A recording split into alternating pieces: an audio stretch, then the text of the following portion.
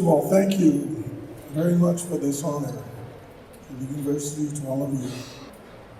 And it was through a conversation that I had with my then aide-de-camp, Bob Blacker, who's present today, glad that he's here.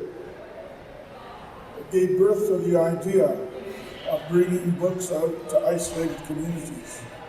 I asked him whether or not the Rotarians were still carrying on their book sales and bringing books to the world.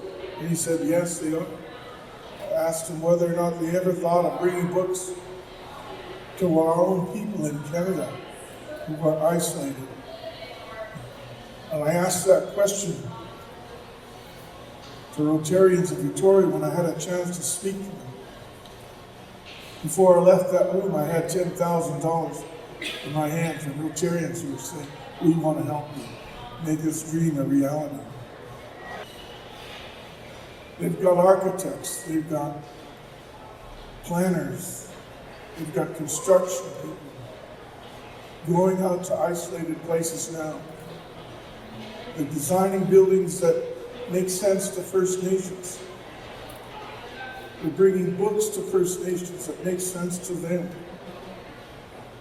There's a lot of paths out of poverty. One of the best, in my view, is literacy. And I'd like to thank this institution, university, for taking the time to recognize our First Nations people, by creating a center like this, where our young people can feel more at home. And I'd like to thank the students for coming. I had a chance to chat with you. It's been a long time since I sat where you're sitting. But I can tell you, your education goes quickly. You gotta start learning, getting those degrees, because your people need you at home. Your communities need you. We're embarking upon a great time in our history as First Nations, as we begin to resolve long outstanding land claims, as we begin to embark upon the long journey towards self-government.